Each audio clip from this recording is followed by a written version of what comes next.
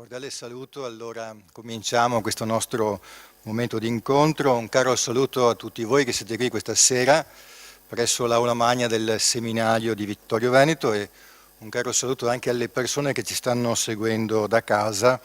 Benvenuti a questa anteprima della 20ª settimana sociale. Il titolo lo conoscete già, Avviare processi più che possedere spazi. Questa è un'anteprima, quindi ci introduce in quella che sarà poi la settimana sociale vera e propria che inizierà il 13 febbraio. Saluto innanzitutto il nostro ospite che abbiamo qui tra noi questa sera, Monsignor Paolo Bizzetti, vicario apostolico dell'Anatolia e presidente di Caritas Turchia, se non vado errato. E siamo contenti davvero di averlo qui tra noi questa sera per parlare di un tema che sentiamo molto significativo per le implicazioni che ha anche nel continente europeo, vale a dire il tema delle migrazioni, ma senz'altro ci parlerà questa sera del dramma, della tragedia che la Turchia sta attraversando, proprio il territorio di cui è vicario apostolico è segnato in modo importante dal terremoto appunto di cui abbiamo saputo in queste ore e già da parte mia e anche di tutti noi esprimiamo la vicinanza per questo momento di sofferenza per il popolo turco, ma anche per le persone che conosce, per i cristiani che ci sono nel suo territorio, anche se una piccola comunità. Prima di lasciarle la parola, e comunque anche già grazie per essere qui tra noi questa sera, inviterei il nostro vescovo, Monsignor Corrado Pizziolo, a intervenire per un breve saluto e ecco, una parola per quanti appunto ci stanno seguendo sia da casa e anche in questa sede, qui in seminario a Vittorio Veneto. Monsignor Corrado Pizziolo, vescovo della diocesi di Vittorio Veneto. Vi saluto tutti, saluto per primo Monsignor Paolo e esprimo, come già fatto Don Alessio, la nostra sofferta solidarietà perché siamo stati veramente colpiti da questo evento imprevisto e grave. Quindi siamo vicini a lei e esprimiamo la nostra solidarietà. Ringrazio voi che avete accolto questo invito e siete presenti i giorni scorsi, il giorno 3 a Conegliano c'è stato un'anteprima dell'anteprima, possiamo dirla così, un lancio. Ecco, un incontro, ho visto una bella presenza anche tra l'altro di persone che hanno risposto a questo tema che riguardava un po' il discorso, un argomento geopolitica, cioè gli equilibri di pace e di guerra che purtroppo si stabiliscono sul nostro pianeta e che ci interpellano, ci impauriscono e per i quali noi siamo invitati anche a fare tutto quello che è possibile per favorire relazioni di pace, a cominciare dalle nostre. Ecco, e poi ci saranno questi altri incontri. È un appuntamento significativo e tradizionale, ormai quanti ne abbiamo fatto, Don Andrea? La 20ª edizione, quindi ha anche un po' di impianto un pochettino più. Ecco, ringraziamo Padre Don Paolo che è con noi su un tema che ci coinvolgerà. Vedo anche persone che vengono anche da fuori diocesi, Don Francesco Marconato, un caro amico della diocesi di Treviso, parroco di Cornuda, addirittura, che conosce da vecchia data Paolo Bizzetti è qui, ma ce ne sono anche altri che ho visto per l'occasione. Grazie e ascoltiamo proprio con molto interesse e anche con forte solidarietà quanto ci verrà detto. Grazie al Vescovo Corrado e prima di lasciare la parola a Monsignor Paolo Bizzetti inviterei Don Andrea una parola anche da parte sua, dato che ha fatto anche un viaggio in Turchia proprio nel mese di novembre, Don Andrea Forest, direttore della Caritas di Vittorio Veneto e anche coordinatore del gruppo, del comitato che organizza la settimana sociale. Sì, questa mattina, buonasera a tutti intanto, questa mattina alle 6:30 ho visto su WhatsApp nel gruppo che abbiamo creato proprio per il viaggio in Turchia a novembre le immagini del terremoto di questa notte per chi c'è stato, chi ha visto quei luoghi non più tardi di 2 mesi fa, vederli adesso ridotti in macerie, in frantumi, con tutto il carico di sofferenza, anche di perdita di vite umane che c'è dietro, sicuramente fa un certo effetto. Vi propongo di iniziare questa sera con un momento di silenzio in ricordo delle vittime di questo terremoto, ma anche di solidarietà con quanti stanno vivendo in queste ore sofferenza e anche apprensione per lo sviluppo della situazione. Facciamo un istante di silenzio e poi magari questa sera alla fine possiamo concludere anche ricordandoli nella preghiera.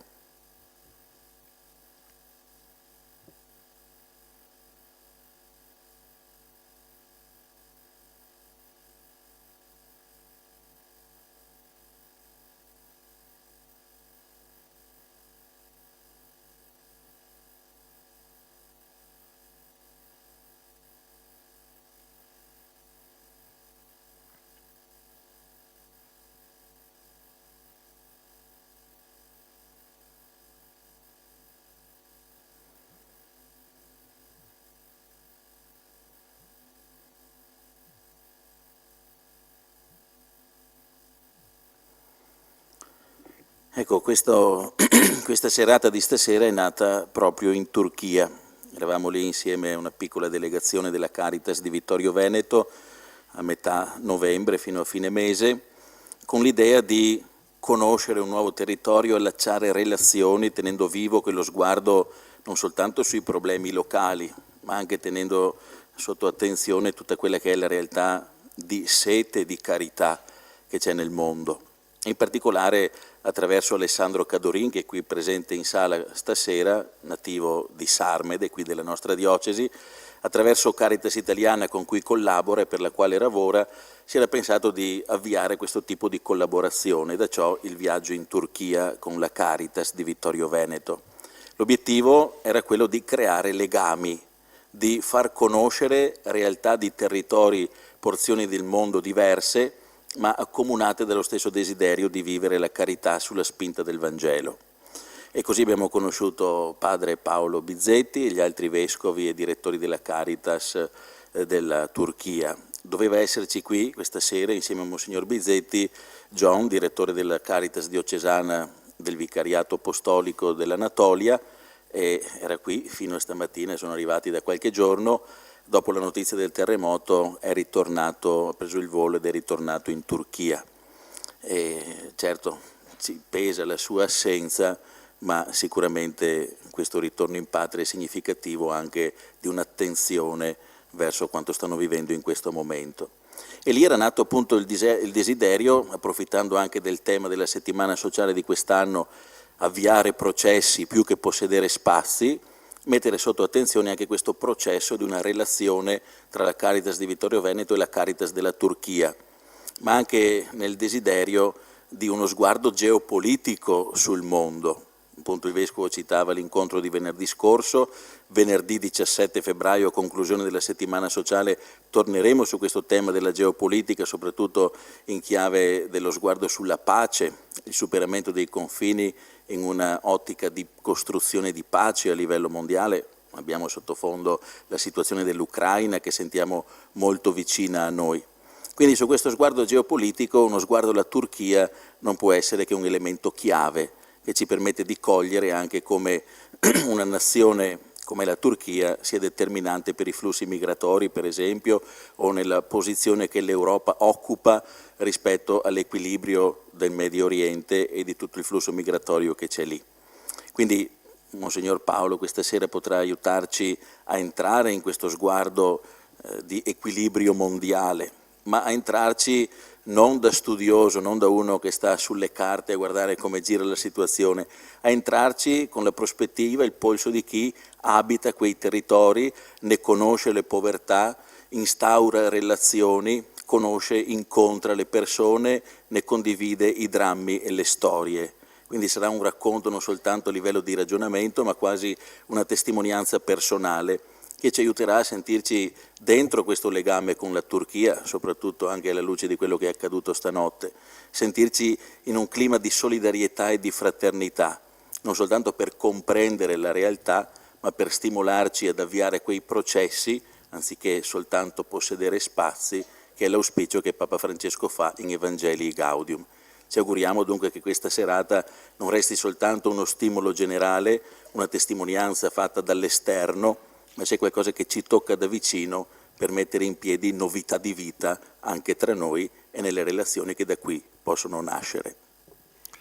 Grazie Don Andrea, ed ora mi rivolgerei a Monsignor Bizzetti proprio per aiutarci a riflettere sulla realtà della Turchia, ma forse prima di parlare delle migrazioni, del tema geopolitico connesso, forse è bene che ci aiuti a capire che cosa sta succedendo in Turchia oggi alla luce di questo tragico terremoto che ci ha un po' sconvolti tutti, anche così dalle notizie che abbiamo ricevuto. Buonasera a tutti.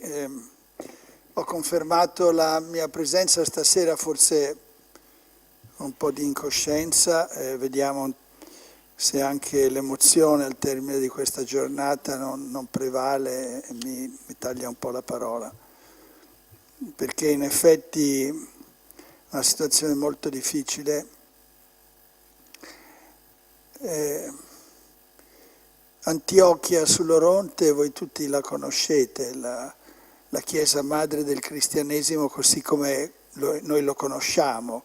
La chiesa madre certo è Gerusalemme, però di fatto cristianesimo aperto alle genti, multiculturale, multietnico, e dove si è elaborato la missione, la teologia iniziale, eccetera. Antiochia sull'Oronte. Antiochia sull'Oronte è stata distrutta completamente 2 volte da terremoti, quindi sono cose che io dico ogni volta che si fa una visita a quei luoghi, la gente chiede ma cosa c'è da vedere, dico 2 terremoti hanno distrutto tutto, quindi potremmo dire niente di nuovo sotto il sole, eppure quando poi capita è uno shock grosso, ecco. Grazie a Dio in Episcopio, quelli che questi giorni abitano lì, le 4 monache, il vicario generale e altre persone, sono tutti vivi, non era scontato, però intorno ci sono molti morti. Una fascia, il terremoto ha colpito una fascia grossa, 3 grandi città. Antiochia, da stamattina io tuttora ancora non sono riuscito a parlare con il parroco, non temo particolarmente perché la parrocchia lì è una costruzione dell'antico quartiere ebraico, quello che ha resistito a tutti i terremoti tra l'altro, una costruzione solo a piano terra, quindi però per dire completamente isolata. Gaziantep ci sono centinaia di morti e così avanti, quindi un terremoto di grandi proporzioni, e si parla già di migliaia di morti, ma cresceranno sicuramente. E a Iskenderun, Alessandretta, dove appunto ha sede l'Episcopio, dove io risiedo da 7 anni e passa, uno dei 2 ospedali è crollato, l'altro è inagibile, ne rimane soltanto uno che ovviamente è oberato di lavoro, anche la chiesa ortodossa è crollata, oltre 200 case rase al suolo. Ecco, quindi a noi è crollata completamente la cattedrale e l'Episcopio con tutti anche i locali dove loro per esempio hanno alloggiato, altri. Qui ci sono delle persone che ringrazio di essere venute qui, ma ancora prima di essere venute in Turchia a darci una mano in questi anni. È completamente inagibile, ecco. Il pavimento dell'appartamentino dove io vivo è saltato completamente, quindi è una situazione tragica, ecco, onestamente.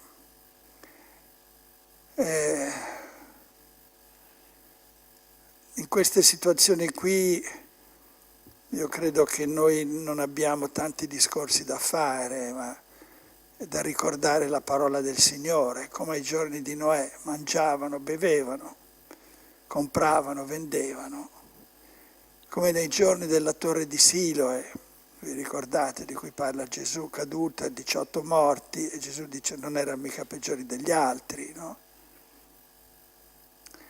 Quindi questi eventi ci ricordano che siamo pellegrini, questa terra, e che falsamente pensiamo di essere stabili o stabilizzati, ecco, quando invece è tutto molto fragile nell'esistenza personale. Io a settembre ho compiuto 75 anni, ho dato le dimissioni come di regola, ero così diciamo sulla strada ormai dell'uscita e mi ritrovo quindi anche con la prospettiva, diciamo, dopo 7 anni molto intensi di lavoro, per non dire quelli precedenti, di dire adesso continuerò a lavorare ma tirando un poco il fiato. Mi sa che il nostro Signore abbia disposto diversamente, almeno per un po' di tempo credo che dovrò ancora tenere le mani in pasta e molto.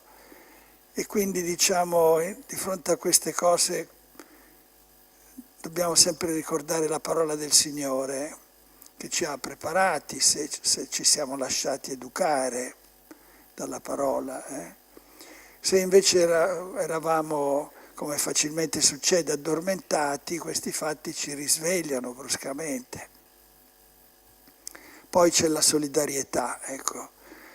Queste tragedie non si possono affrontare con le nostre risorse, con le nostre gambe. Tra l'altro la mia diocesi è una diocesi poverissima di risorse umane ma anche di risorse economiche. Io sono arrivato 5 anni dopo l'assassinio di Monsignor Padovese e ho trovato una diocesi che era ridotta al lumicino veramente. Abbiamo fatto tanto, abbiamo fatto anche tanti lavori. Adesso sono andati anche un po' in fumo, in 448, quindi Coelet, inconsistenza delle inconsistenze, è un testo ancora valido. Alcuni dei padri della Chiesa lo usavano come primo catechismo per quelli che volevano fare il catecumenato per diventare cristiani, gli davano Coelet in mano. Perché sono verità profonde. Non siamo consistenti, uno solo è consistente, è veramente solido, noi siamo tutti molto fragili.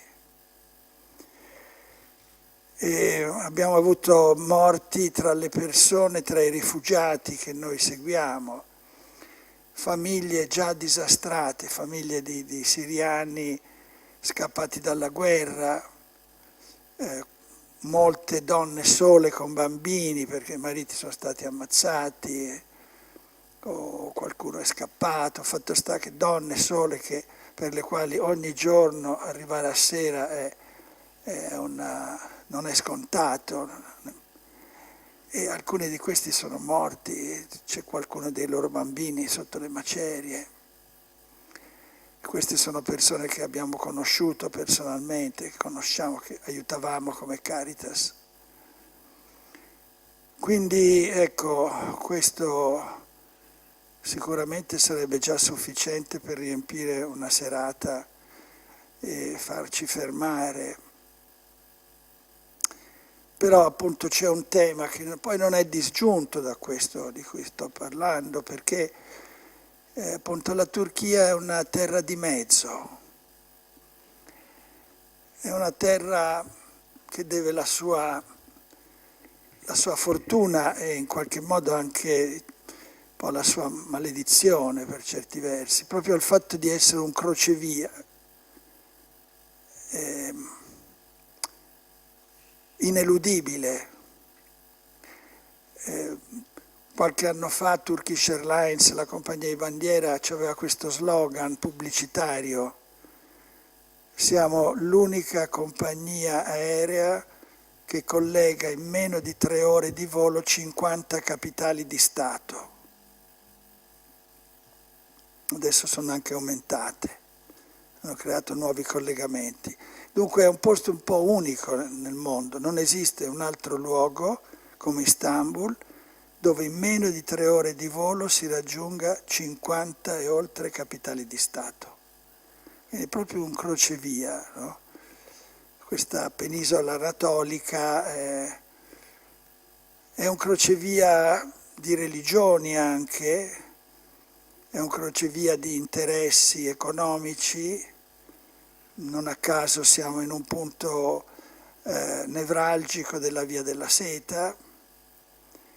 Allora, ma anche oggi la Turchia è la testa di ponte per molte aziende cinesi. La Via della Seta la conoscete, se non altro per nome, no?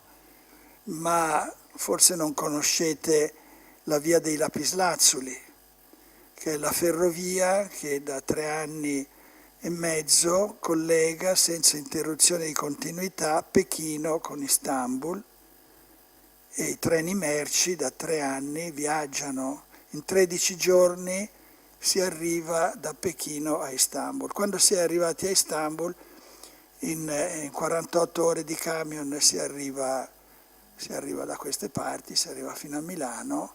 Questo cosa vuol dire? Vuol dire che, per farvi un esempio, per farvi capire la portata, l'importanza, questo vuol dire che se il tuo computer ha un guasto o un tuo elettrodomestico ha un guasto, siccome è prodotto in Cina quasi sicuramente, se tu vuoi un pezzo di ricambio lo farai venire in questo modo, per la Via dei Lapislazzuli, perché in 15 giorni ti arriverà, anche se costa 4 volte tanto rispetto a farlo venire per nave, ma per nave ci vogliono oltre 2 mesi. E invece con la Via dei Lapislazzuli, che è appunto una ferrovia che hanno fatto in accordo Turchia e Cina con tutti gli stati intermedi, ma che sono stati più che altro, diciamo, dei comprimari, ecco, hanno stabilito un collegamento così forte, così grande. Se oggi un missionario italiano vuole andare in Africa, passa da Istanbul. Se uno studente africano viene a studiare in Italia, state sicuri che passerà da Istanbul. Questo non soltanto perché abbiamo una compagnia di bandiera che è stupidamente fallita 2 volte, che farà una brutta fine anche la terza, e quindi onore ai turchi che sono capaci invece di fare qualcosa di un po' più serio in questo campo, ma perché tutto sommato, appunto, Istanbul è un crocevia. L'aveva capito molto bene Costantino, il quale si era reso conto che tenere la capitale dell'impero a Roma era una cosa un po' troppo decentrata, no? Noi siamo abituati a Roma caput mundi, ma mica vero, no? Bisanzio, casomai caput mundi, almeno del mondo cristiano. E quindi spostò la capitale a Bisanzio, perché si era reso conto che se voleva tenere insieme impero romano d'Occidente e d'Oriente doveva stare là dove tutto passa, ecco, Bisanzio, Costantinopoli, Istanbul. Del resto Istanbul è la contrazione di una parola greca che vuol dire questa è la città. Quindi ecco un paese che a causa della sua posizione geografica è sempre stato interessante per tutti. Dal tempo degli Ittiti in poi, che è l'ultimo grande impero, diciamo, autoctono, gli Ittiti, è un grande impero, ma dopo di quel momento praticamente tutti hanno cercato di comandare in Turchia, tutti, dagli egiziani ai babilonesi, dagli assiri ai medi, ai greci, i romani, eccetera, eccetera. Perché appunto è un paese di cui non si può fare a meno, variegato, multiforme, tutt'altro che omogeneo dal punto di vista anche etnico, dal punto di vista anche religioso, e oggi è così. La Turchia è un mix. nonostante che abbia una lingua molto difficile, molto ostica, appartenente a un altro ceppo linguistico, eccetera, tanto che poi ci sono alcuni pellegrini soprattutto che dicono qui io non so parlare l'arabo, non c'entra niente, l'arabo col turco non c'entra proprio niente, è una lingua che viene da un altro ceppo linguistico, nonostante le difficoltà della lingua, appunto dovuta all'ennesima invasione di un impero, quello dei Selgiuchidi e poi degli Osmani, degli Ottomani, ecco, che hanno costituito anche loro un grande impero, ma sempre collegato e legato, e strettamente collegato con altri. Ecco, la Turchia è un paese tutt'altro che omogeneo, dicevo. Dal punto di vista etnico registriamo 16 milioni di curdi, dal punto di vista e poi molte altre minoranze, le ho catalogate nella guida che ho scritto qualche anno fa sui luoghi biblici e patristici della Turchia, e anche religioso. La Turchia è un paese molto variegato, c'è l'Islam sunnita di stampo politico, che è quello del presidente, del suo partito, ma ci sono 4-5 milioni della corrente spirituale, i sufi, ci sono gli aleviti che sono un'altra quindicina di milioni di persone, c'è un 30% della popolazione chiaramente agnostica, c'è un 10% della popolazione che si dichiara esplicitamente atea.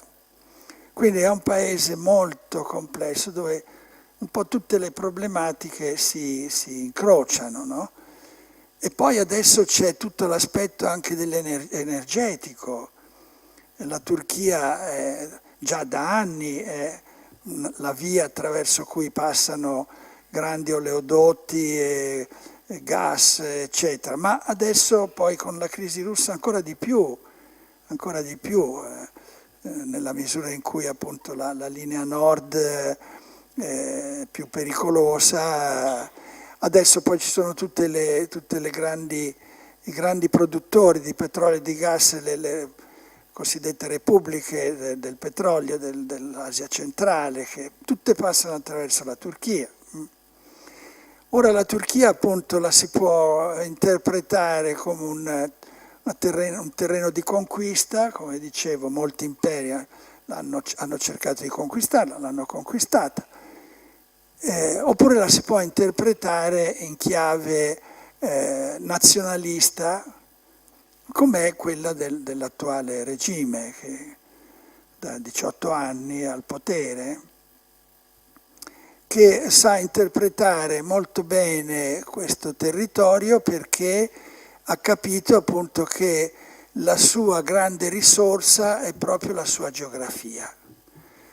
E quindi abbiamo una politica con molte sfaccettature e con delle cose anche queste, diciamo, che forse non succedono da nessun'altra parte del mondo.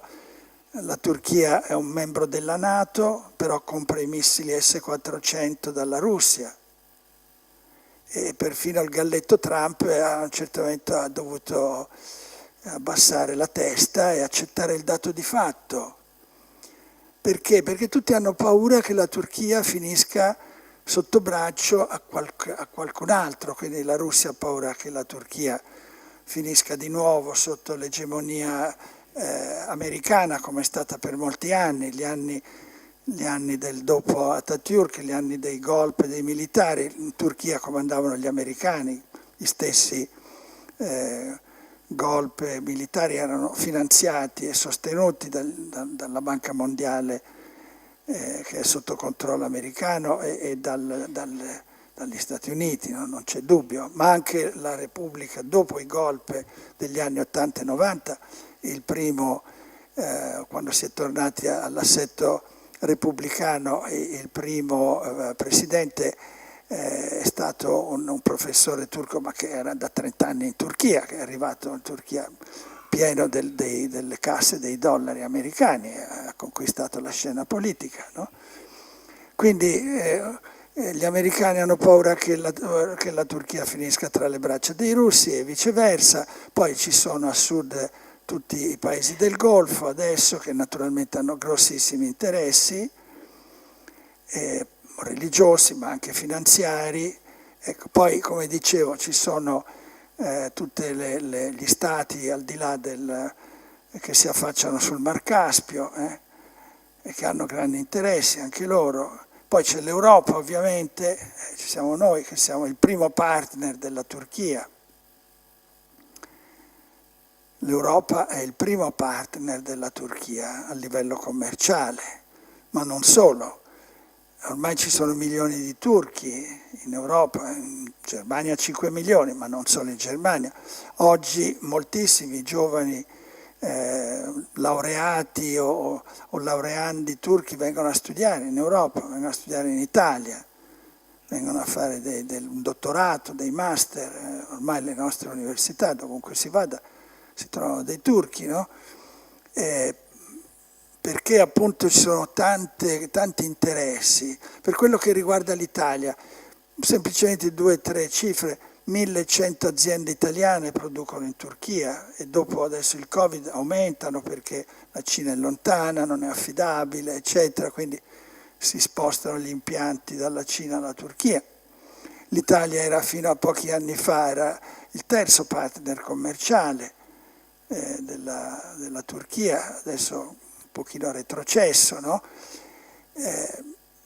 La Turchia, diciamo, soprattutto interpretata in questo modo di un paese che come dire, offre delle possibilità perché esce dagli schemi, la Turchia è un po' ambita da tutti e a causa di questo non si guarda in faccia che cosa succede in quel paese.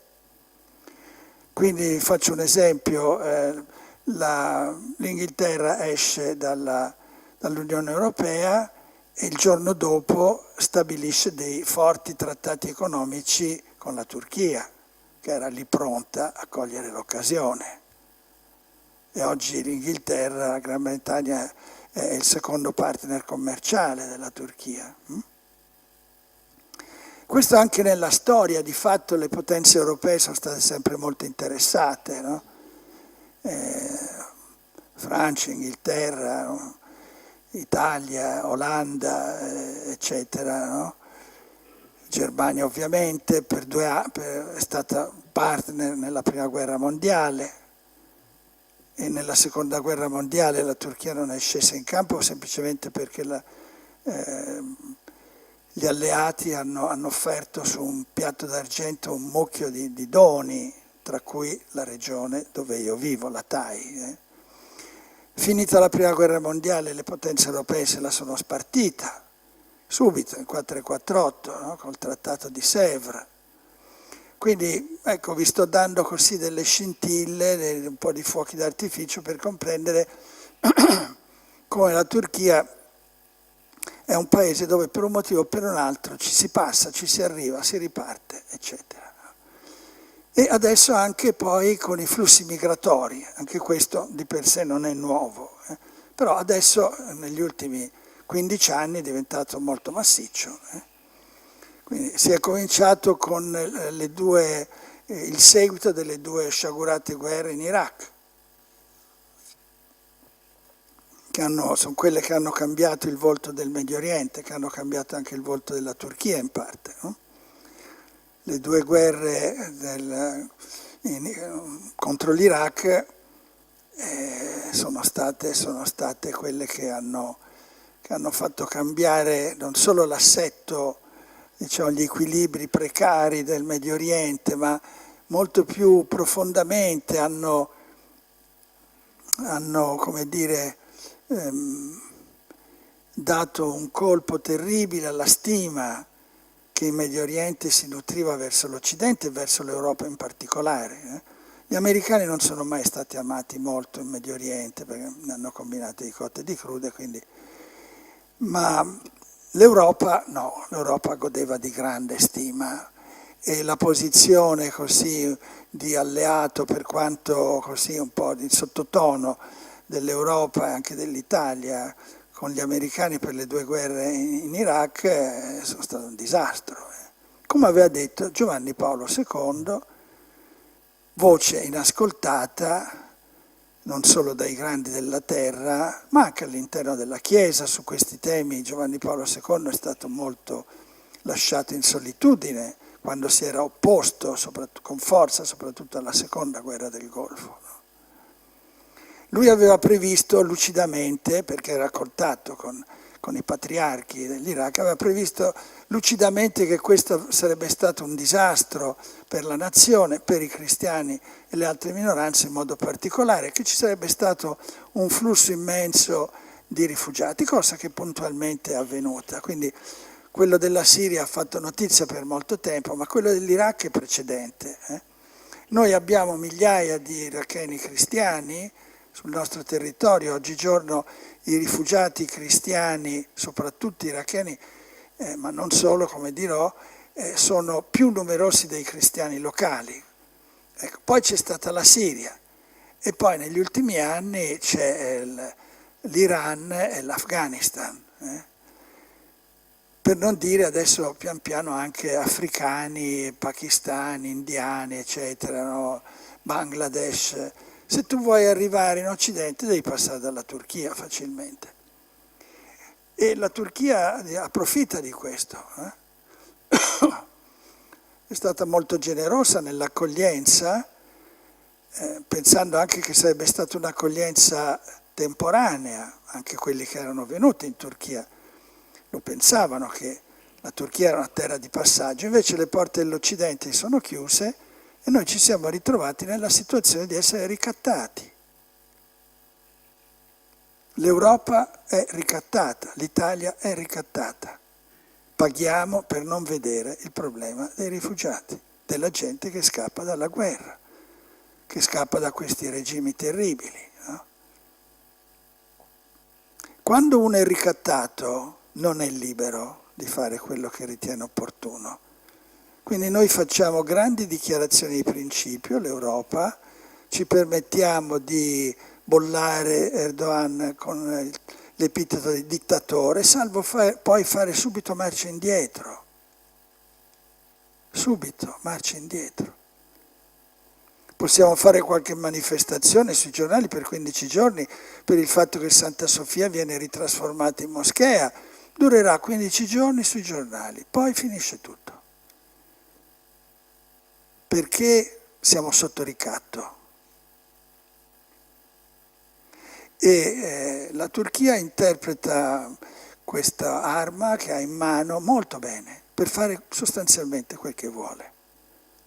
È riuscita a far retrocedere le navi dell'ENI che stavano pescando il petrolio al largo di Cipro, legittimamente, si è alleata con il governo del nord della Libia e oggi i porti del nord della Libia sono sotto il controllo turco, per cui mi fanno ridere i nostri politici italiani che vanno a fare le trattative con i politici libici per fermare i flussi quando non comandano niente, perché i porti del nord della Libia sono sotto controllo turco. Ma queste cose da noi non si sanno. No, le sanno qualche analista, eccetera, ma normalmente non si sanno. Rimuoviamo il problema, non vogliamo vederlo, fa paura vederlo e siamo ignoranti. Siamo ignoranti.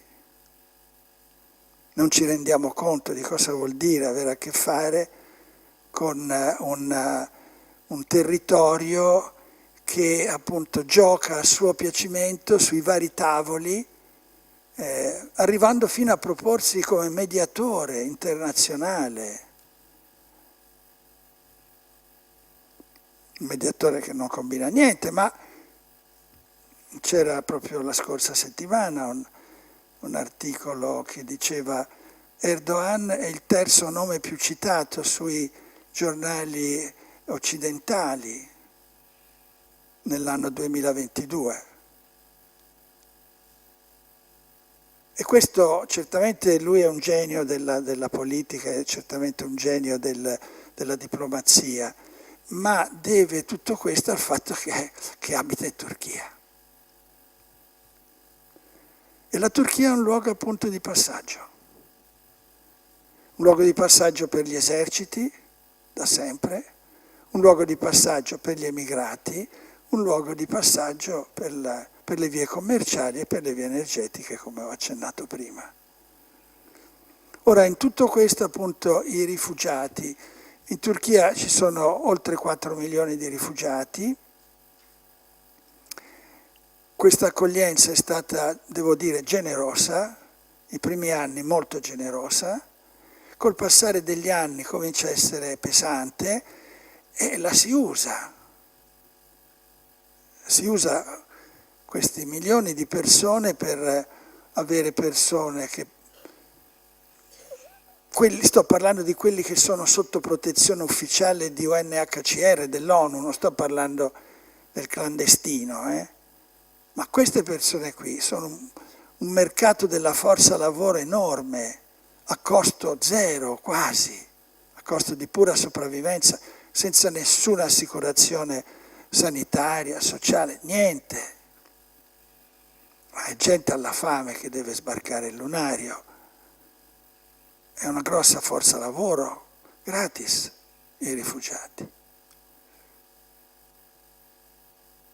E d'altra parte adesso comincia a essere imbarazzante, perché con la crisi economica e poi col protrarsi degli anni comincia a essere difficile tenere anche tutte queste persone. E quindi ci sono adesso politiche di rimpatrio forzato di siriani, di iracheni, di iraniani, di afghani. Qui stasera con me c'è una signora iraniana che è scappata in Turchia per una ricerca religiosa, una persona che si è convertita al cristianesimo dopo un lungo cammino in Turchia nella nostra chiesa e che siamo riusciti a portare in salvo qui in Italia perché stavano per prendere e rispedirla in Iran, dove a causa della conversione, ecco, il minimo che le poteva succedere era finire in galera per degli anni, ma essendo donna sarebbe stato molto peggio, semplicemente perché ha cambiato religione. La Turchia fa da cuscinetto tra l'Afghanistan, l'Iran e l'Europa. Un cuscinetto appunto un po' inevitabilmente, per via della posizione geografica, un po' perché tutto sommato fa comodo. E quindi dicevo, questi flussi migratori oggi sono una grossa arma per chi la sa manovrare. La via balcanica, noi si continua a parlare di tanti sbarchi, guardate, la via dei Balcani porta 7 volte il numero di clandestini in Italia che non quelli che arrivano via mare. Sono studi fatti dalla Caritas, sono cifre ufficiali, non sto dicendo niente di nascosto, di particolarmente originale. Quando 2 anni e mezzo fa, appena prima del Covid, Erdogan disse allora non si accettano queste cose e disse benissimo, allora potete andare. In 2 giorni 20.000 persone erano alle frontiere dell'Europa, alle frontiere della Grecia, 20.000 persone in 2 giorni. Noi conosciamo alcuni di questi tra l'altro 2 mesi fa siamo riusciti a portarli in Italia, nella parrocchia di Scorsese, 3 afghani convertiti al cristianesimo, che erano lì da anni, in situazioni disumane, di umiliazioni, di tutto. Ecco, allora i flussi migratori oggi non sono semplicemente un problema, sono un'arma. E noi siamo sotto ricatto. I flussi migratori ci sono anche nel verso contrario, per cui gli oligarchi russi hanno sloggiato i loro yacht dai porti italiani e sono tutti ancorati nei porti turchi, perché la Turchia E il governo turco pensa che sì, va bene, le misure partecipi, no, d'accordo con le misure dell'Europa, ma fino a un certo punto. Fino a un certo punto, perché poi ci sono degli interessi anche con i russi. C'è questa guerra, guardate questa guerra Ucraina-Russia, Russia-Ucraina meglio, è una guerra per il controllo del Mar Nero, perché non è che quel po' di terreno dell'Ucraina faccia così tanto gol alla Russia, no? Il problema è un altro, è che la Russia si sta pian piano riconquistando il Mar Nero, prima l'ha cominciato con la Corea, poi la Georgia e adesso l'Ucraina, perché così torna a essere la signora del Mar Nero. Naturalmente i turchi non amano molto questo, che stavano diventando i signori del Mar Nero. Però d'altra parte non si può nemmeno fare la voce troppo grossa. E quindi ecco, vedete, sono tutti questi giochi che stando là sono pane quotidiano per la gente, quello di cui si parla, e di cui qui non se ne parla. Qui ci si ferma, siamo molto superficiali nell'informazione.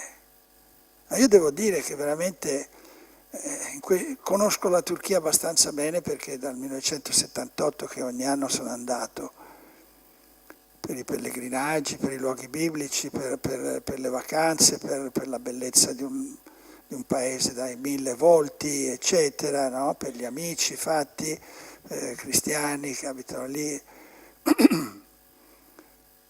Però abitandoci ti accorgi di molte cose. Ecco. Per esempio, faccio ancora per dire, i flussi sono tanti tipi di flussi, no? Ma che portano poi al seguito sempre persone, no? Bene, forse noi abbiamo già dimenticato le vicende dell'ISIS, ma l'ISIS è ieri. Beh, l'ISIS dove prendeva le armi, scusate? Mica le trovavano sotto le palme del deserto siriano, eh? Le compravano, tra l'altro, anche in Europa, o comunque dai commercianti che fanno base nel Mediterraneo, che le vendevano. Le vendevano in cambio di cosa? Petrolio. Ma c'è l'embargo, ma l'embargo si aggira. Basta portarle in Turchia e farle arrivare a un porto turco, sulla via della seta. 200 camion cisterna ho contato nel giro di poche ore facendo la via della seta con un amico mentre andavamo a vedere dei monasteri della chiesa siriaca. E io che quella via l'ho fatta diverse volte, dicevo, ma da dove sono questi camion? Però questi camion li portavano nel porto di Iskenderun. Si monta il petrolio sulla nave, si va fuori dalle acque territoriali, si vende al petroliere europeo che paga di più. Così che pagano le armi che gli abbiamo venduto col petrolio che ci rivendono. Questa è stata la guerra dell'ISIS, dove tutti siamo stati coinvolti. Adesso come fa l'Iran a sfuggire all'embargo? Si fa passare i prodotti attraverso la Turchia, molto semplice. Da quale parte sta la Turchia?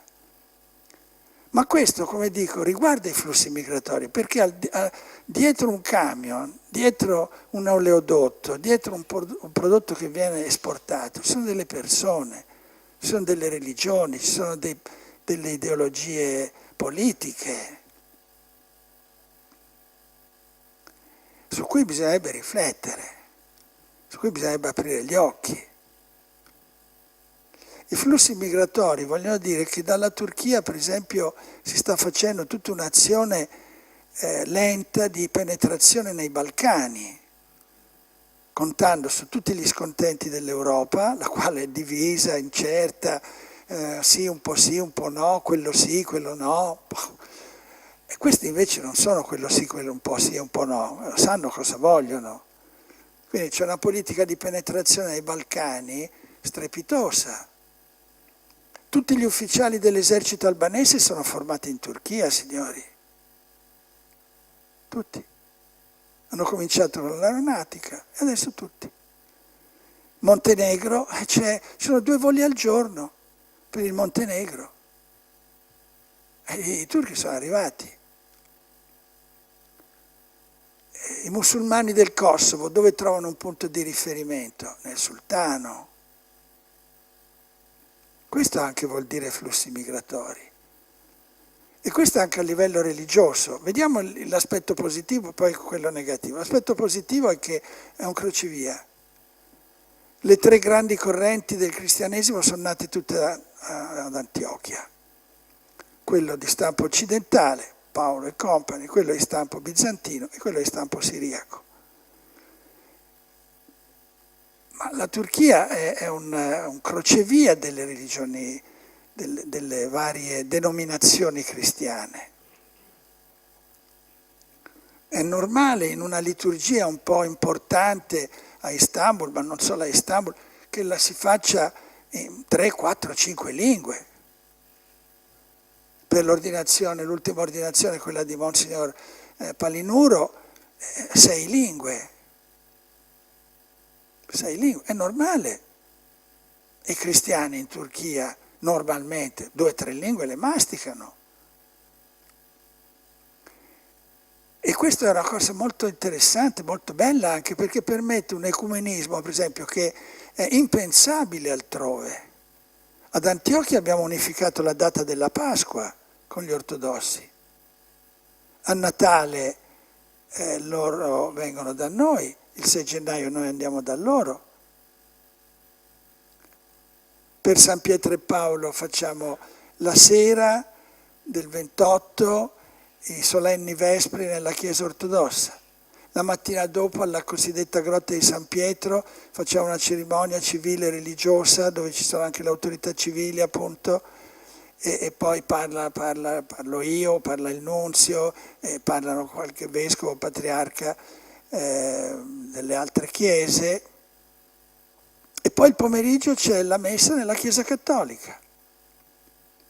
L'intercomunione da noi è un fatto acquisito,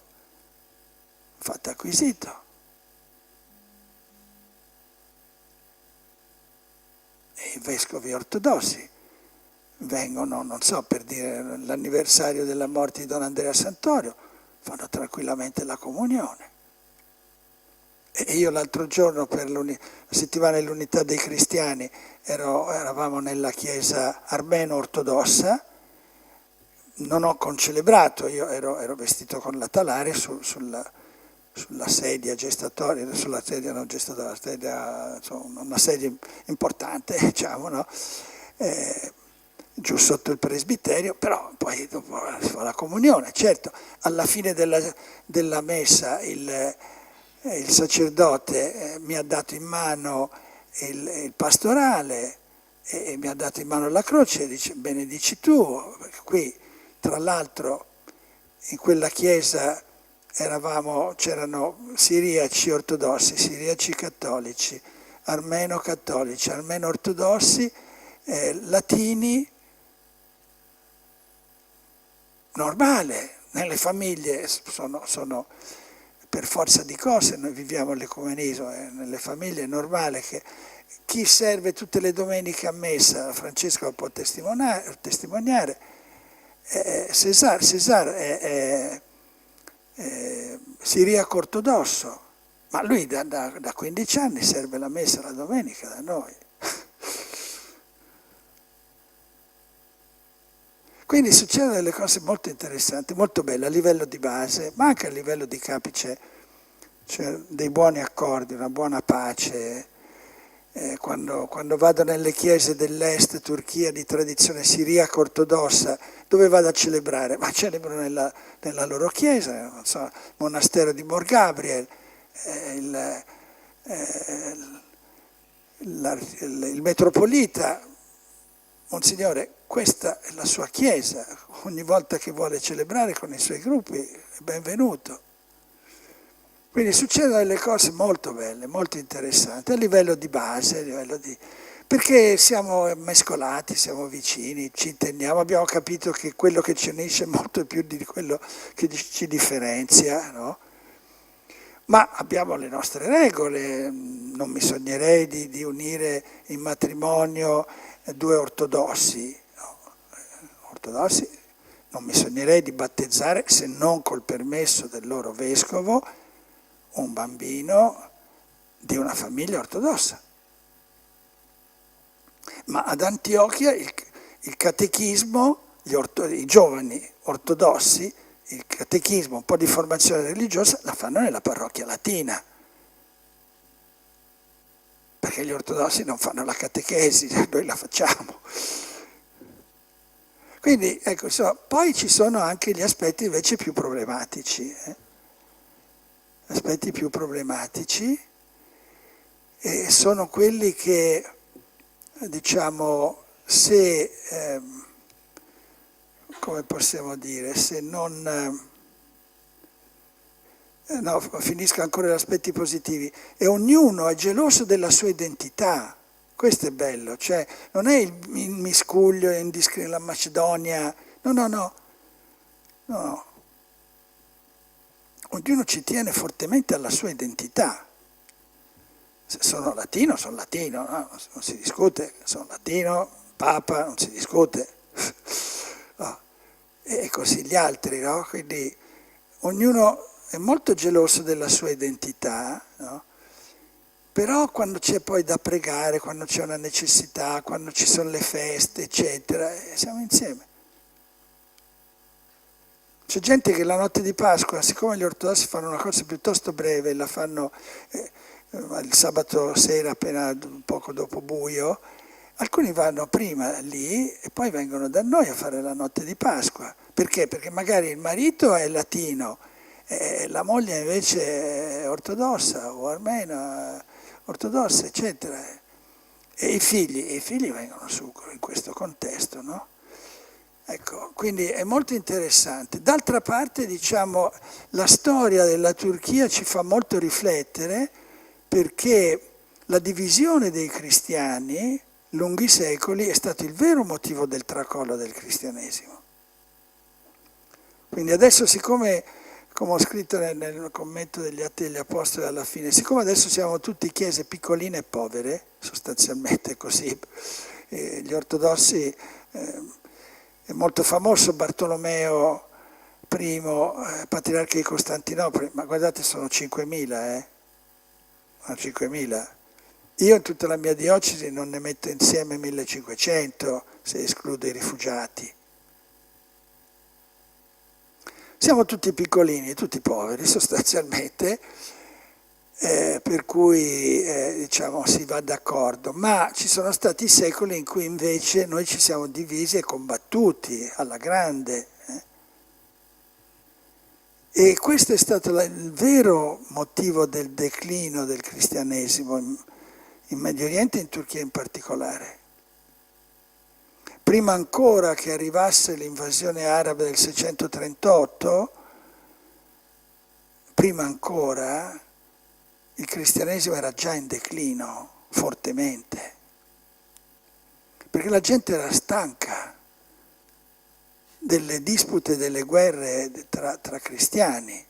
Girolamo, che arriva agli inizi del 400, pensando, dopo essere stato a Roma, poi è stato quassù, e poi diceva vado nei luoghi della Chiesa Madre delle origini, è arrivato ad Antiochia, ha trovato che c'erano 3 vescovi, ognuno col suo esercito, e ognuno che pretendeva dal Papa di essere riconosciuto come l'unico legittimo vescovo. E lui è scappato nel deserto della Calcide, è stata la nostra fortuna perché ha incontrato dei rabbini diventati discepoli di Gesù che gli hanno insegnato l'ebraico e quindi poi ha fatto quella meraviglia di traduzione in latino delle scritture, la Vulgata, no? Ma è interessante proprio riflettere sulla storia del cristianesimo in Turchia, perché nel momento in cui è arrivato, potremmo dire, al culmine dei sogni, con l'editto di Teodosio nel 384, quando tutti i luoghi di culto pagani o diventavano cristiani o venivano distrutti, e il cristianesimo veniva proclamato religione di Stato, Da quel momento è cominciato il declino. E i concili sono stati delle grandi occasioni di divisione, non soltanto di affermazione di raffinate teologie, ma anche di divisione, direi soprattutto di divisione. Perché in Turchia, ecco un altro flusso migratorio, si incrocia la cultura semitica con quella ellenistica. E per i semiti certe cose non si possono affermare. Non puoi dire che Maria è la Theotokos, la madre di Dio, perché un semita, uno di cultura semitica, intende che è la madre del padre, di Dio Padre.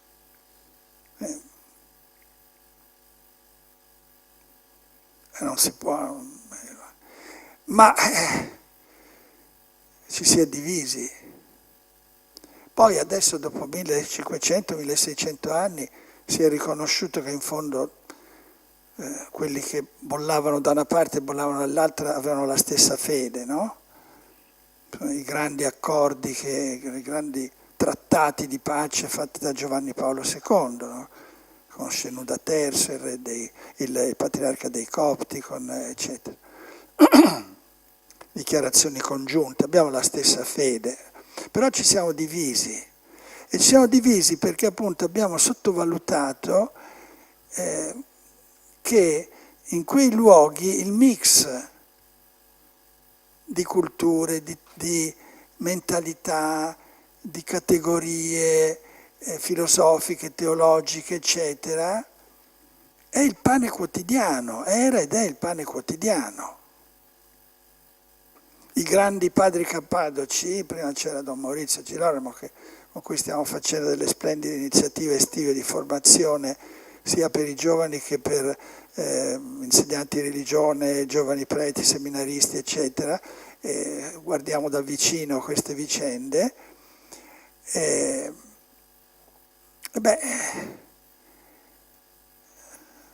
Sono stati il ponte, perché i grandi padri cappadoci sono andati tutti in Egitto, in Terra Santa, e poi sono stati il ponte perché Benedetto ha preso dalla regola di Basilio.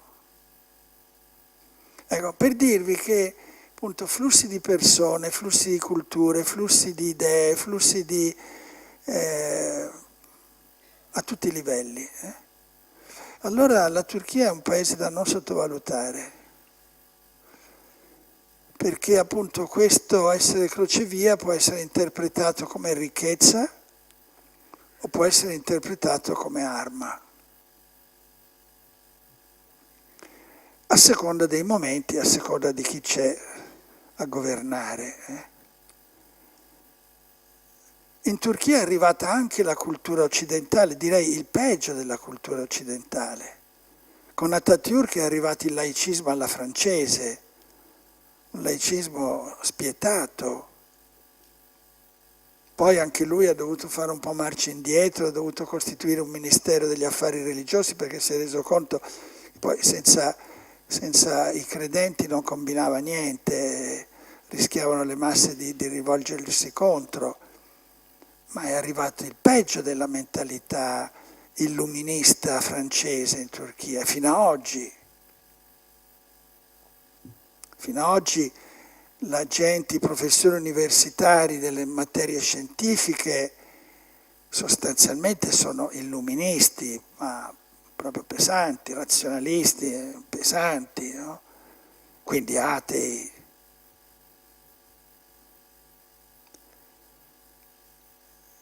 Poi adesso è arrivato il consumismo occidentale, questo ha dato il colpo di grazia a quello che ancora di umanamente buono c'era nella Turchia di 30 anni fa, perché il consumismo è una ventata che anche lì sta travolgendo tutto. E quello è un altro flusso di prodotti, di idee, di modo di vivere.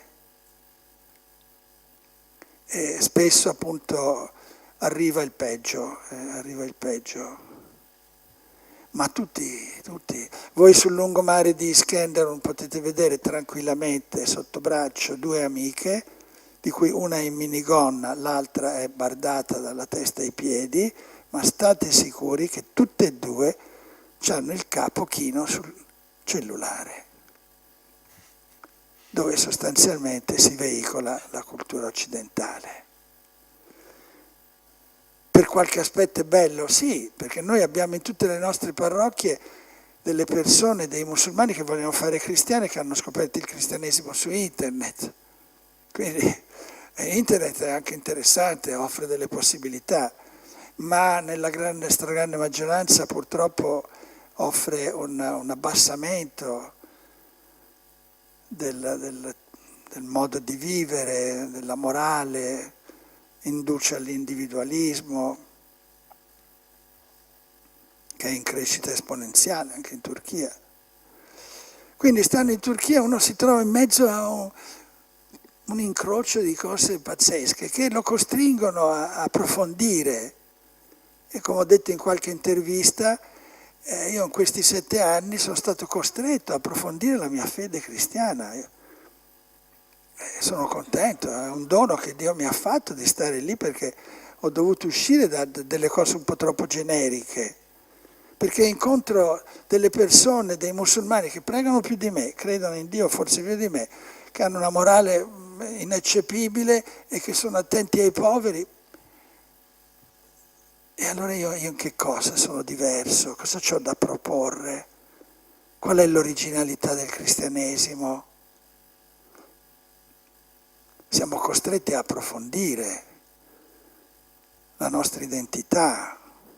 Crediamo in Dio uno? Sì, certo, siamo tutti monoteisti, no? Nei conveni di interreligiosi ci si riempie tanto la bocca, siamo i popoli, i 3 popoli monoteisti, ma è mica vero, mica vero. Oppure, un pochino è vero, sicuramente, ma come ognuno dei 3 interpreta l'unicità di Dio, ciao. Io l'unità di Dio la interpreto come comunione di persone, è tutta un'altra cosa. Ma questo sono costretto a chiarirmelo. E così su tante cose, no? Così su tante cose della preghiera. C'è della gente che prega seriamente, ma molto seriamente, scandisce la giornata con la preghiera.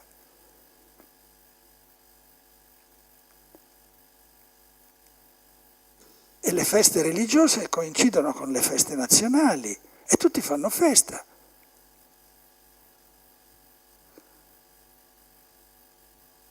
C'è ancora un imprinting, la gente crede ancora in Dio sostanzialmente, una metà.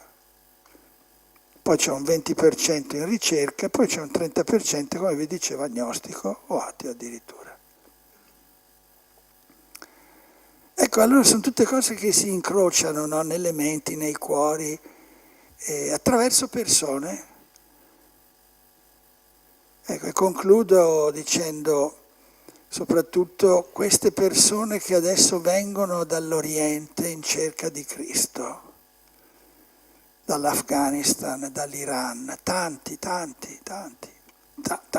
sempre numeri piccolini, ma tanti, che hanno incontrato Cristo, sì, qualcuno su internet, come ho accennato, ma altri per un incontro personale, per una ricerca personale. Ci sono persone che hanno sognato Gesù e che vengono, scappano in Turchia, perché in Turchia tutto sommato c'è più libertà religiosa di sicuro che in Afghanistan o in Iran,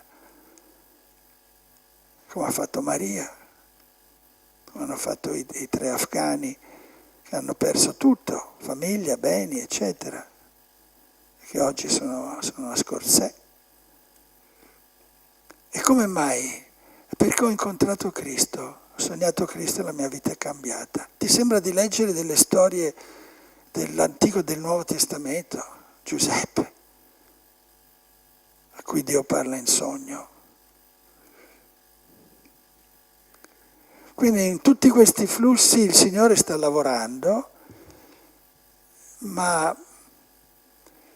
ecco, come cristiani dovremmo essere appunto un po' più attenti e non chiudere le porte in modo indiscriminato e stupido.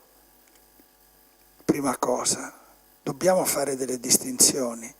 C'è gente, non magari in cerca di Cristo, ma c'è gente in cerca di verità, di libertà. In Turchia ci sono migliaia di persone che preferiscono andare in galera piuttosto che venire a compromessi, avvocati, giudici, docenti universitari, migliaia di persone che dicono non posso venire a compromessi, non posso dire che non è vera quella cosa. E pagano col carcere duro, pagano con la morte. Sono persone, io dico, chi è più cristiano?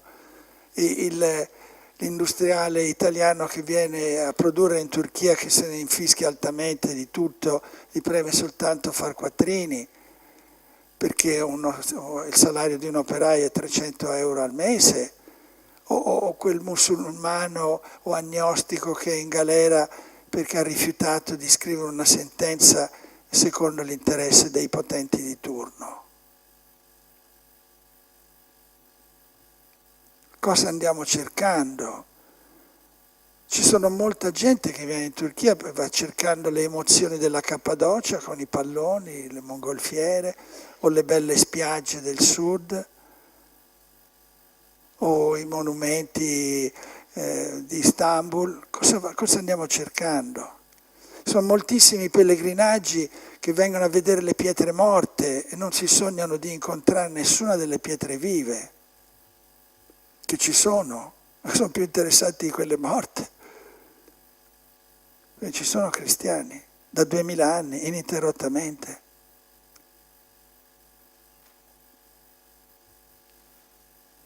Quindi cosa andiamo cercando? Affari economici, evasioni, vacanze a buon mercato? Cosa andiamo cercando? Aspetti esotici? E quelli che vengono di qua cosa vanno cercando? Anche lì c'è un po' di tutto. C'è l'industriale turco che non vede l'ora di sbarcare in Europa e in Italia perché è pieno di quattrini da investire e vorrebbe comprare la tecnologia italiana o tedesca o francese. Ma c'è anche chi scappa, è il giovane che scappa perché dice qui si soffoca questo paese, non c'è libertà di stampa. Quindi vedete flussi, gente che va, gente che viene. Per quali motivi? Dobbiamo guardare da vicino, dobbiamo analizzare, dobbiamo distinguere. Dobbiamo uscire da una superficialità di giudizio. Poi ci sono i flussi del denaro, anche del denaro religioso. Le aziende italiane in Turchia non gli interessa più avere un cappellano come c'era un tempo, non interessa più a nessuno, interessa soltanto venire, mandare i tecnici qualificati, far funzionare l'azienda. In compenso il Ministero degli Affari Religiosi, che è il ministero più importante e che ha un portafoglio più cospicuo tra tutti i ministeri in Turchia, ha una sezione affari religiosi international. La Turchia investe 110 milioni di euro, 110 milioni di dollari in Europa per costruire moschee, per formare imam, per aprire centri culturali, eccetera. 110 milioni di dollari. Sono cifre ufficiali, si trovano sui siti del governo. Noi, la nostra cultura europea, il nostro cristianesimo, la cultura italiana non interessa più. Avevamo 4 centri culturali in Turchia, ne hanno chiusi 3, il governo Salvini Di Maio per risparmiare 4 soldi, quando sappiamo benissimo che chi impara l'italiano poi viene in vacanza, compra i libri, compra i prodotti, mangia italiano, eccetera, eccetera. È un investimento, calcolano gli economisti che un soldo investito nella propria lingua torna quattro volte tanto. Noi abbiamo chiuso perché ci stiamo chiudendo dentro la nostra roccaforte, che non durerà, signori miei, non durerà. È inutile che innalziamo muri, veniamo travolti. In Turchia il 50% della popolazione ha meno di 27 anni. Su chi devo puntare guardando al futuro? Su un'Italia che non fa bambini? Su chi devo puntare? Va bene, io scusate, vado un po' a ruota libera, però tutto questo, guardate i flussi, Questi flussi dietro a cui stanno delle persone.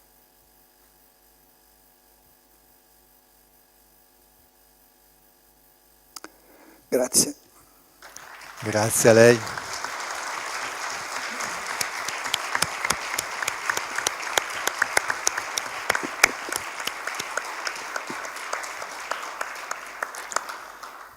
Grazie davvero di questa presentazione di quella che è la realtà della Turchia, una terra di mezzo, una presentazione però appassionata di una persona che vive dentro e che conosce fino in fondo le dinamiche politiche, culturali e religiose. Abbiamo un po' di tempo per alcune domande, se è disponibile.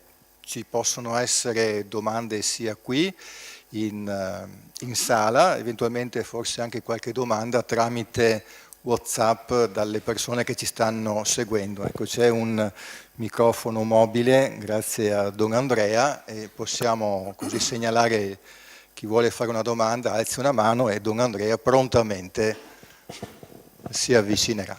Ecco, magari diciamo il nostro nome e cerchiamo di essere brevi nel formulare il nostro intervento, la nostra domanda. Buonasera, io mi chiamo Andrea. Allora, in parte ha già risposto alla mia domanda, ma vorrei saperne di più. Erdogan sembra proprio che in un certo senso voglia seguire le orme del suo grande predecessore Atatürk, però vedo che c'è una grande discontinuità dal fatto appunto che Atatürk è stato un grande politico laico, mentre Erdogan sembra andare in direzione totalmente opposta. A cosa si deve questo cambio così radicale, o almeno in apparenza, di politiche religiose? Erdogan si propone esplicitamente come il continuatore di Atatürk e lo è dal punto di vista del nazionalismo. Quindi ha sposato totalmente la politica del populismo nazionalista, fa molta leva sul nazionalismo. Si differenzia da Atatürk perché ha capito che il nazionalismo non basta, ci vuole anche la religione.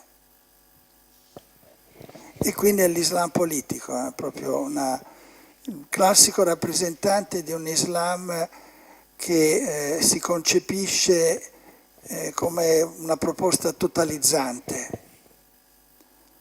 E in fondo, diciamo, c'è un ideale di teocrazia, no?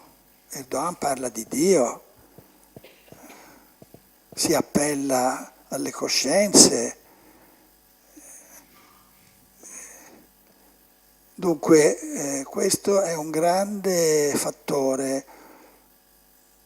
Penso anche che ci creda, sinceramente, non lo so, se la vedrà con il nostro Signore, dico, ma comunque sicuramente in questo c'è una discontinuità, però c'è anche una continuità perché appunto la sua politica è quella per riscattare la Turchia dall'umiliazione subita nel dopo prima guerra mondiale, quando appunto greci, francesi, inglesi e anche italiani ce la siamo spartita in 4 e 4-8, senza capire che un grande impero di 4 secoli, se tu te lo spartisci in 4 e 4-8 è difficile che l'operazione funzioni sul lungo tempo, perché poi la gente si risveglia e vuole la rivincita.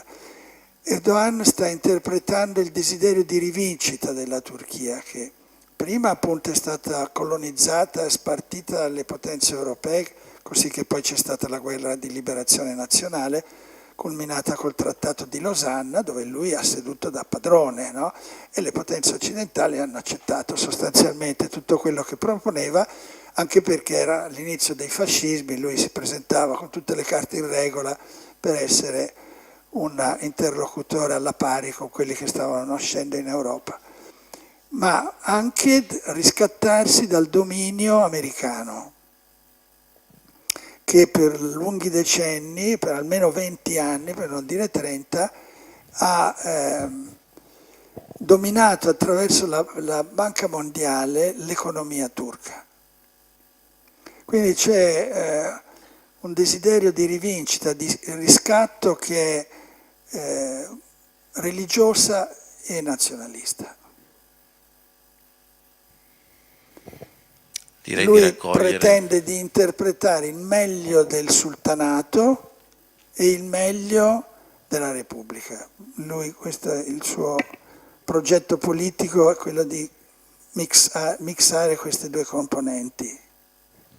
Raccogliamo qualche altra domanda, magari due domande, 2, 3, poi rispondiamo. Sì, la prima cosa che volevo dire, scusate, se fosse possibile, siccome ha fatto una relazione bellissima e che mi ha illuminato su molti aspetti che in parte conoscevo, perché sono stato anche in quelle aree, sostanzialmente in Kurdistan, iracheno e altre parti. Volevo vedere, intanto, se fosse possibile, che questa cosa che sarà così registrata, se fosse possibile averne anche copia cioè se c'è una registrazione dove potremmo anche approfondire le cose che ha detto. Prima domanda. La seconda, ma non a lei, a chi sta organizzando. L'altra cosa, parlo appunto degli italiani che hanno una visione errata di cosa significa l'emigrazione. Sono convinte, come dice lei, che trattando con la Libia sugli immigrati vanno a discutere con Haftar, che invece è in mano alla Turchia, perché è la Turchia che ha in mano tutto questo, e li discutono con le 40-45 tribù, dove gli regalano anche le motovedette per controllare le coste, che poi sparano sugli immigrati. La cosa che invece, finisco rapidamente, perché di solito quando comincio vado avanti troppo, c'è un problema. No, ecco, in pratica più che la domanda è questa. Cioè, mi devo mettere gli occhiali. C'è un fastidio che in Italia esiste nei confronti degli immigrati. Ecco, lo voglio proprio leggere. Le maggiori spinte le incontriamo a nord-ovest e a nord-est, rispettivamente 66 e 65%, nelle città medie 67%, ma le troviamo anche nei quartieri centrali e benestanti della città. Le forme di fastidio verso l'immigrazione coinvolgono sia il ceto medio, e poi abbiamo maggiormente contrari ai migranti risultano i liberi professionisti e piccoli imprenditori, 63-77%, operai 54%, disoccupati 49%, credenti e non credenti. Le maggiori avversioni verso i migranti le troviamo tra i cattolici non osservanti, 75%, e tra i cattolici osservanti, 60%, rispetto ad atei e agnostici, che sono il 51%. Allora, bisogna cominciare a fare chiarezza tra di noi, che ci proclamiamo cattolici, quelli che portano in giro la democrazia, i diritti, e confondiamo, e qui finisco, confondiamo gli immigranti con le migrazioni, quando l'Europa si sta blindando, seguendo le indicazioni delle grandi industrie delle armi, che hanno trasformato l'immigrazione, ho finito proprio, l'immigrazione da un problema umanitario a un problema di sicurezza nazionale. Ecco, questo è l'errore che noi stiamo facendo e ci stiamo infinocchiando su queste cose. No, rapidamente, io penso che in questa cultura di internet si va avanti per slogan che sanno dove colpire, ovvero nella pancia della gente, quindi prima di tutto c'è una grossa ignoranza. Dopodiché io non è che sia a favore dell'accoglienza indiscriminata, perché bisogna fare delle distinzioni, come dicevo, ma soprattutto bisognerebbe domandarsi cosa significa accogliere una persona che viene da un mondo diverso, da una cultura diversa, e anche se veste come noi e magari c'ha i nostri stessi ideali, tuttavia porta dentro di sé una profondità, una differenza profonda che noi tendiamo a sottovalutare. Perché? Perché a noi ormai l'uomo interessa in quanto produttore o consumatore, mentre invece poi nella vita quotidiana ci sono molte altre dimensioni, molti altri aspetti, no? L'abbiamo visto in occasione dei mondiali, il tifo che è venuto fuori per il Marocco, a qualcuno ha dato fastidio, ma è venuto fuori quella che era la realtà, che abbiamo milioni di persone che per loro la vittoria del Marocco era una rivincita, no? E quindi è un fatto culturale importante di cui tener conto, no? Quindi è proprio un po' che tipo di società vogliamo mettere in piedi. Una società, l'uomo ha una dimensione che quindi è soltanto produttore o consumatore e consumatore, oppure vogliamo avere una visione dell'uomo un pochino più complessa.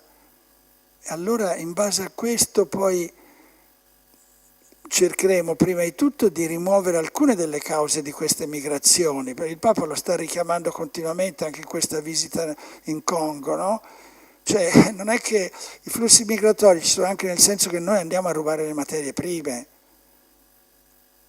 dopo non ci possiamo, o sosteniamo dei regimi inaccettabili, ma come anche in Turchia, guardate, il governo turco attuale sta in piedi grazie alle potenze straniere, perché altrimenti era già finito. Magari non lo registriamo, se no finiscono i guai e poi non ci rientra nemmeno più quella terra, no? Invece è necessario che ci rientri. Sta in piedi per questo.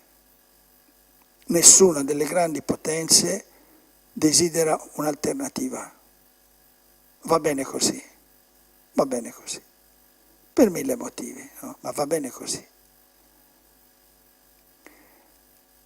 Quindi che tipo di progetto antropologico, politico, sociale abbiamo in mente? Cosa vogliamo? Noi europei, noi italiani e anche noi cattolici, cosa vogliamo? E quale prezzo siamo disposti a pagare? Quanta percentuale di PIL siamo disposti, a quanta percentuale di PIL siamo disposti a rinunciare per una società più giusta, che non campi e cresca sulle armi e su molte altre cose inutili che vendiamo, oltre a quelle dannose. Perché io credo che Gesù Cristo era uno abbastanza astuto, che aveva capito che non si può avere la moglie ubriaca e la botte piena. Per cui se vuoi fare certe scelte, queste vi costano caro. Noi invece pensiamo che si possano fare delle scelte senza pagare il prezzo, in termini economici, in termini di adesione delle masse, in termini di successi, in termini di conquista di mercati, eccetera, eccetera. E questa scorciatoia che abbiamo preso, che non funziona, i padri dell'Europa, quelli che hanno fatto l'Europa, erano di un'altra levatura morale, avevano in mente un altro tipo di uomo e non avevano in mente semplicemente di mettere insieme i capitali, come poi a un certo punto è successo, tantomeno i capitali finanziari, punto e basta. È su questo che noi dobbiamo riflettere, perché questo ci permetterà poi anche di capire come vogliamo gestire il fatto che ci sono centinaia di migliaia di persone che giustamente non vogliono più vivere dove sono e sono disponibili a correre il rischio anche della vita, no? Noi ce ne abbiamo tanti di questi qui che seguiamo. Noi come Caritas Anatolia seguiamo 1142 famiglie di rifugiati,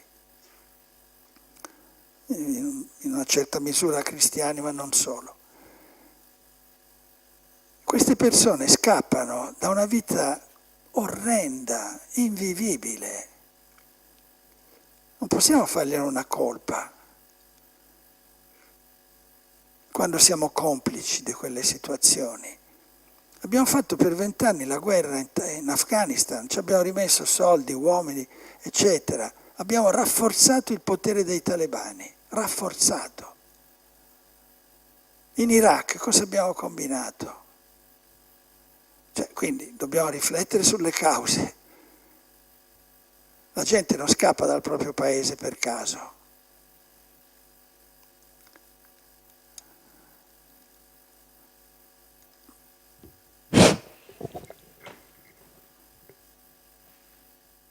Se Ecco, posso? Sì. Marco. Marco, buonasera. Intanto la ringrazio moltissimo, oltre a quello che ci ha detto, per la sua presenza stasera, che testimoni già per noi, insomma, ecco, nel senso di una profondissima di solidarietà. Telegrafico, la prima cosa, ho sentito di recente Antonia Aslan, la scrittrice, parlare in termini molto forti, accorati della questione armena. Oggi in Turchia come si pone? Secondo aspetto, dopo il terremoto, nelle ore immediate che seguono questo terremoto, dal suo punto di vista che cosa si sente di chiedere? Se dovesse chiedere qualcosa all'Italia in questo momento qua, dal punto di vista delle priorità, degli aiuti e della solidarietà. Grazie.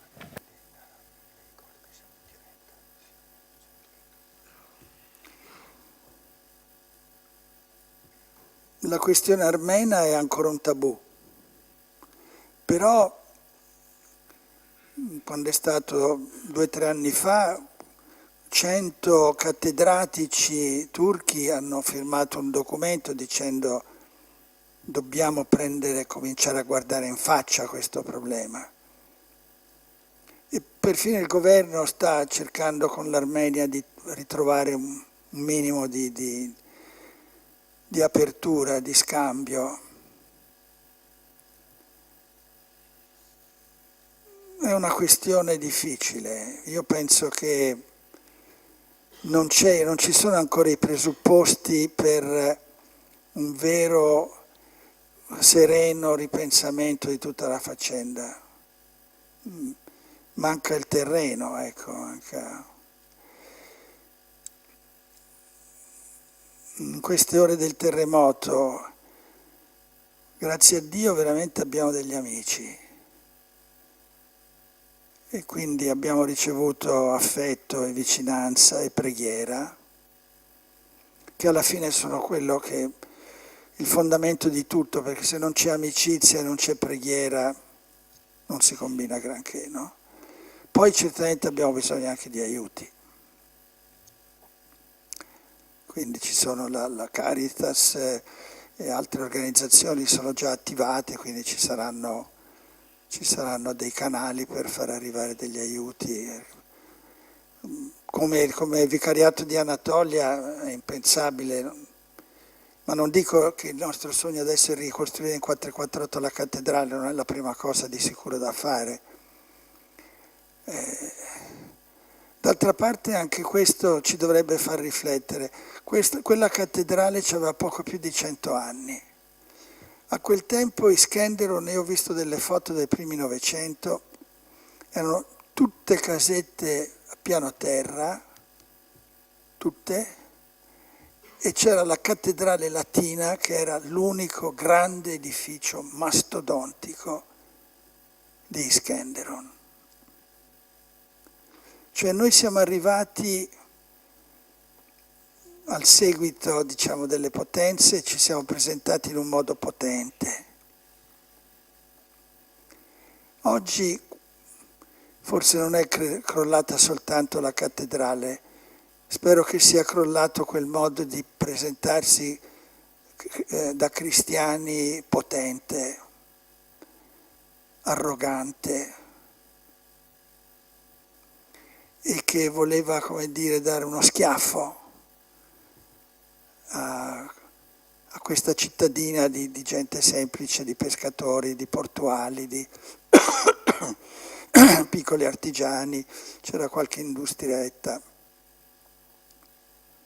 Noi siamo arrivati, abbiamo costruito una cattedrale che era 4 volte la Cassa della Gente, non c'era nessun edificio pubblico che fosse nemmeno la metà della cattedrale e del monastero.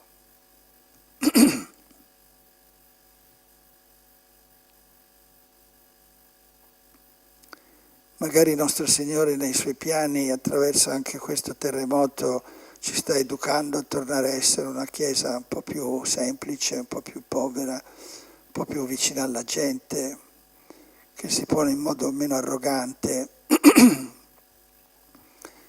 Ci invita a riscoprire la Chiesa domestica come cellula base, come è stato per i primi 2 secoli del cristianesimo.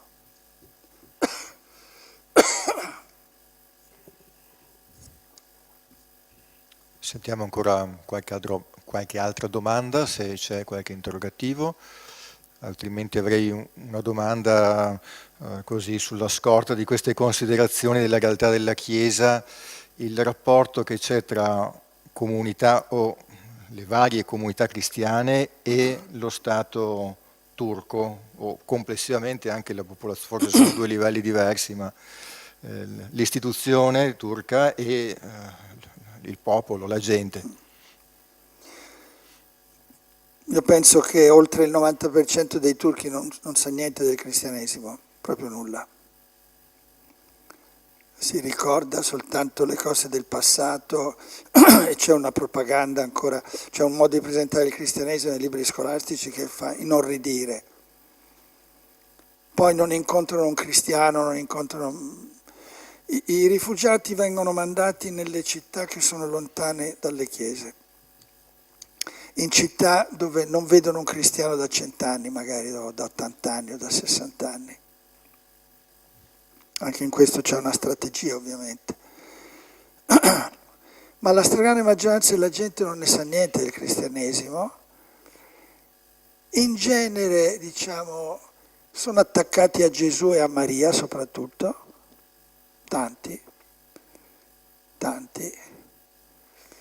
A Trabzon Don Andrea Santoro aveva calcolato, ma anche il suo successore, padre Patrice, un gesuita francese, che praticamente c'era 120-150 persone la settimana che entravano e chiedevano di vedere un quadro di Gesù, un quadro di Maria, eccetera, che pregavano, accendevano una candela a Maria, eccetera. Anche a Iskenderun così. Meno perché stiamo aperti, la cattedrale è aperta poco. C'è un parroco polacco che ancora con il turco non ne sa granché, quindi aperta aperta poco, però la gente semplice, diciamo che c'è i pregiudizi tipici degli ignoranti, oppure c'è una benevolenza perché la figura di Gesù e di Maria non si discutono. Tanta gente viene per chiedere una benedizione, tanti vengono per chiedere una benedizione dal papas. Un po' è magia, un po' è riconoscere che è un uomo di Dio, che c'è qualcosa di Dio e chiedono una benedizione. Poi invece c'è l'apparato. Allora, la Turchia anche in questo è in una situazione anomala, perché c'è un ambasciatore della Turchia presso la Santa Sede, c'è un nunzio della Santa Sede, quindi un rappresentante del Papa in Turchia. Però non abbiamo personalità giuridica, non siamo riconosciuti in nessun modo. Questo è un problema enorme,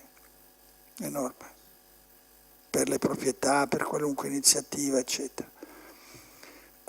E tutto è regolato ancora dal Trattato di Losanna di un secolo fa. Nessuno dei firmatari, cioè delle potenze occidentali, è interessato a discuterlo, a ridiscuterlo dopo un secolo, tantomeno i turchi ovviamente. Quindi in Turchia non si può costruire nemmeno una cappella. Io ho migliaia di rifugiati che non posso costruire nemmeno una cappella, un salone dove trovarsi a fare le feste, a fare il catechismo, stando semplicemente tra cristiani e niente proselitismo. Non si può. Non c'è libertà religiosa come noi l'intendiamo, assolutamente. Quindi è una politica di grandi sorrisi, Devo dire che il governo di Erdogan è più aperto dei militari che c'erano prima. nei cosiddetti governi laici della Turchia. Un sacerdote straniero per avere un permesso di soggiorno 30 anni fa faceva più fatica di oggi. Tutti quelli che sono venuti nelle 3 diocesi turche della Turchia, preti o suore, eccetera, tranne un caso, tutti hanno ricevuto il visto. Come io, visto per lavoro religioso per 1 anno, ti possono espellere quando vuoi, quindi quando vogliono, quindi sei sotto mira, ovviamente.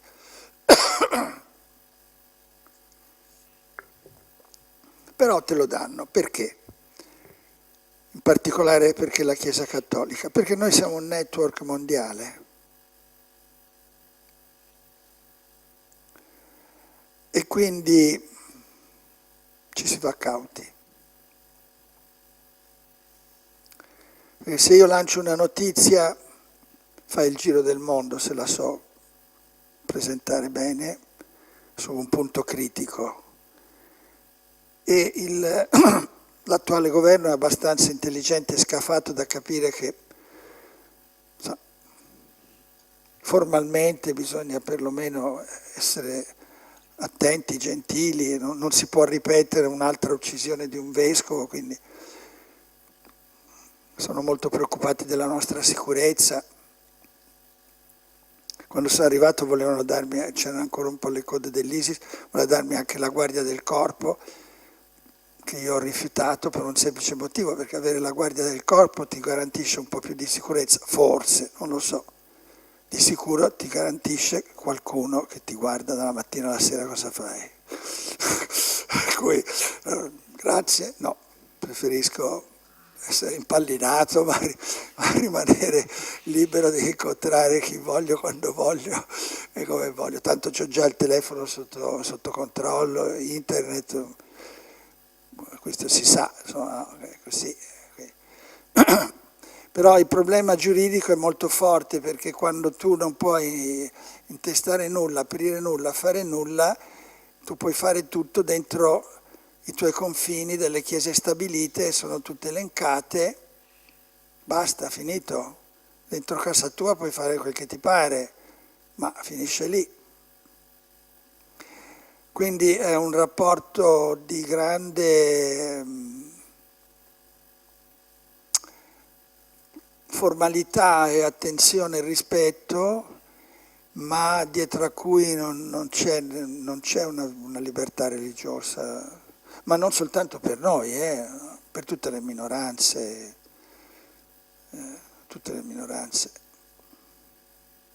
Gli aleviti, che sono 15 milioni, non sono riconosciuti in Turchia, non sono riconosciuti.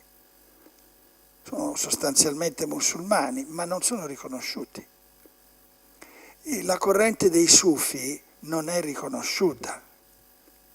Atatürk chiuse tutti i conventi dei sufi, tutti, e da allora fino ad oggi è così. Le malelingue dicono perché nei conventi si faceva la politica più che in Parlamento, ma questo può essere successo anche in una certa Italia di certi anni, ma in realtà c'è un solo Islam autentico, che è quello sunnita nell'interpretazione dell'attuale leadership. No, noi siamo in una condizione fortemente penalizzata, fortemente. Grazie. Però anche qui, attenzione, il problema della reciprocità è un problema nostro. Se noi volessimo la reciprocità sul serio, potremmo ottenerla. La Turchia dipende dall'Europa pesantemente, da molti punti di vista, tecnologico, non solo. È che a noi non interessa la reciprocità, noi abbiamo in mente altre cose, abbiamo in mente il business. Quindi io ritengo che giustamente noi qui facciamo costruire una moschea, perché è giusto che uno possa esprimere la sua religione in un luogo aperto, trasparente e non in uno scantinato di nascosto. Ma non chiediamo il reciproco. Basterebbe chiederlo, ce lo dovrebbero dare se vogliono mantenere dei rapporti. Ma non lo chiediamo, perché non siamo interessati. Noi in Europa abbiamo relegato la religione a un fattore individuale di coscienza senza nessuna incidenza antropologica, sociologica, eccetera. A noi interessa altro. Tanto Dio, se tu vuoi adorare, pregare, chi te lo impedisce? Nel tuo cuore puoi fare tutto. Questo è sostanzialmente la nostra convinzione. Quindi nei grandi incontri, nei grandi trattati, nei grandi accordi, sì, certamente l'Europa ha fatto delle cose, non ha ammesso la Turchia nella UE, anche per questi motivi, quindi non è che non facciamo nulla, però non in un modo, come dire, veramente che instauri una serena reciprocità nella diversità. Perché non dobbiamo chiedere a loro che diventino come noi. Però dobbiamo affermare che anche loro devono garantire a quelli di loro che vogliono vivere secondo i nostri valori che lo possano vivere. Nell'ultima recensione di Amnesty International sulla libertà di stampa, la Turchia viene subito dopo la Corea del Nord. Punto. E questo non fa problema ai grandi industriali, ai grandi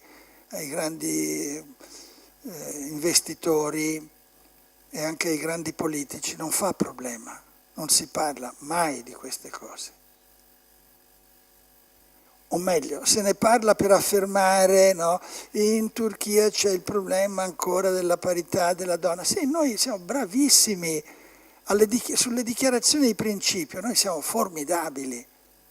Le dichiarazioni che facciamo sono formidabili.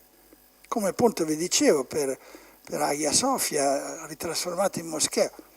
Dichiarazioni indiscutibili, solo che durano 2 settimane sui giornali, ma non c'è dietro niente, nessuna azione, nessuna pressione, né politica, né sociale, né economica, niente.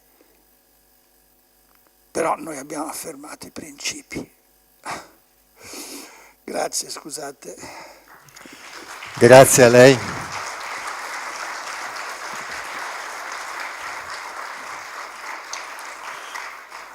Grazie ancora. Ho qui davanti a me nel cellulare alcuni commenti che provengono dalla diretta tramite la Tenda TV, sono tutti commenti positivi che la ringraziano delle parole che ha condiviso questa sera per illustrarci la realtà della Turchia.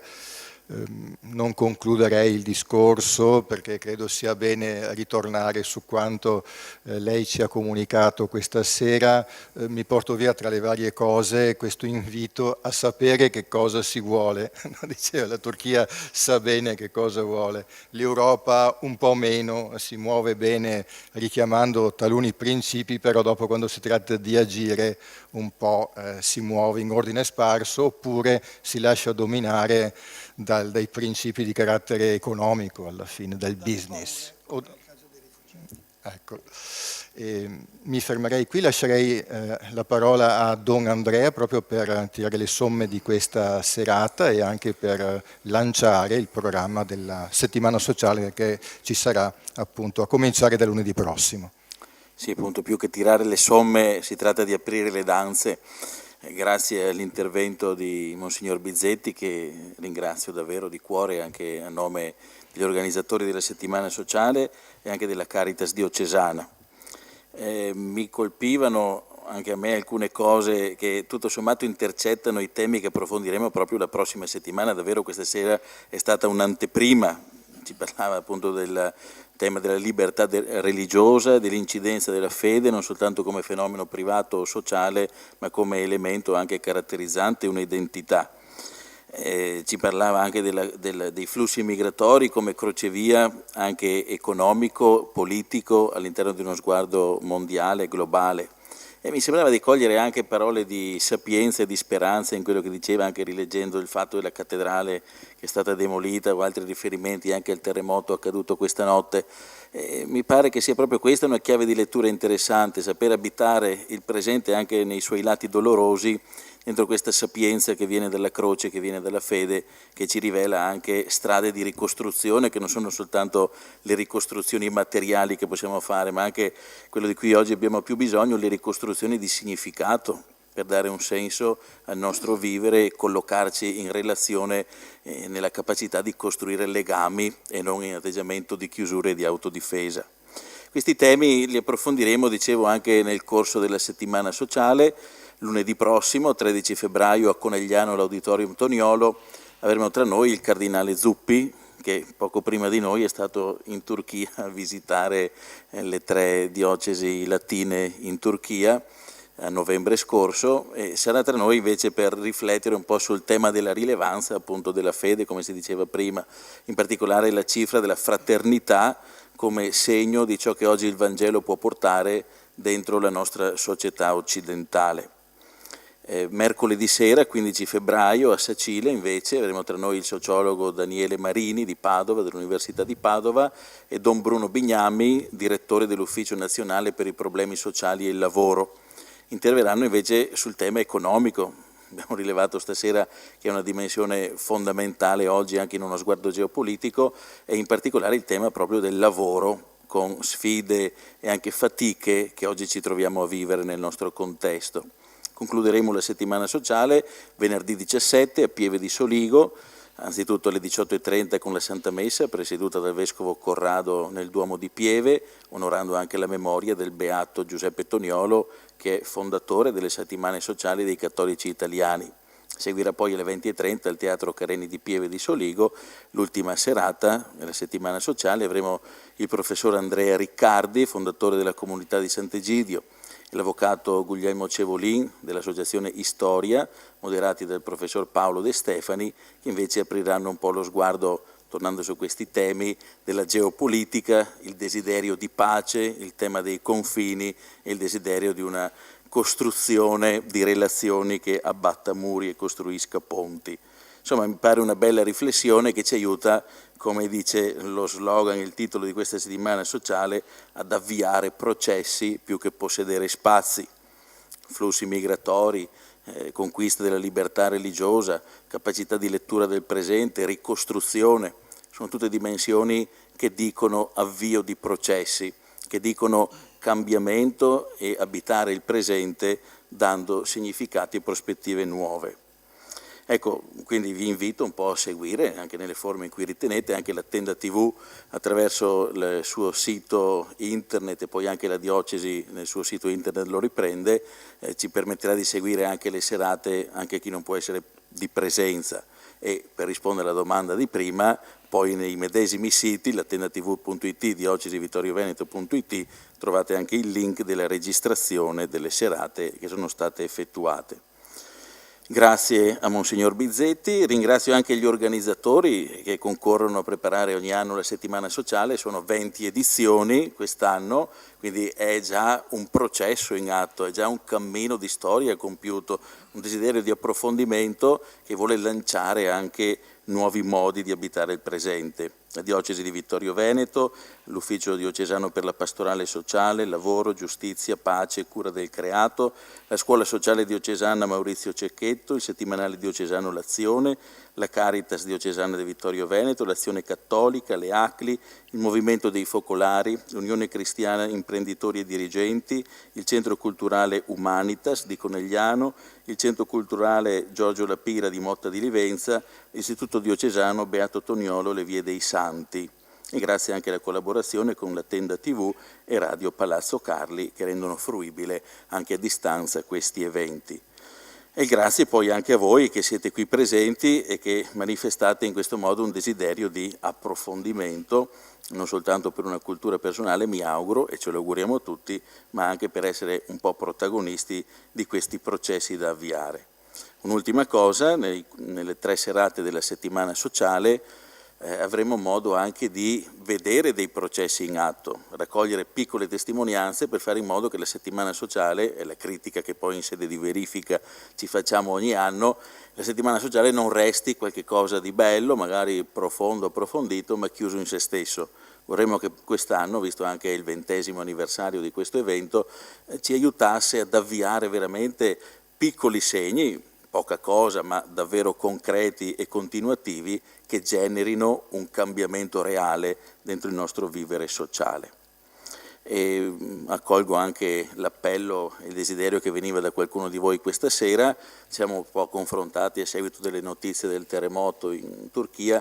Anche come Caritas diocesana desideriamo aprire una raccolta fondi, pubblicheremo giovedì nel settimanale diocesano l'Azione gli estremi, una raccolta fondi qui in diocesi per sostenere il progetto di solidarietà con questa chiesa. L'avevamo già in mente, avviato in seguito alla nostra visita a novembre scorso, adesso diventa ancora un motivo più evidente per rendere altrettanto evidente la fraternità che ci unisce. Propongo di concludere allora, come dicevo all'inizio, con una preghiera. Per chi è credente diventa espressione della propria fede, per chi non lo è comunque un gesto di solidarietà e vicinanza.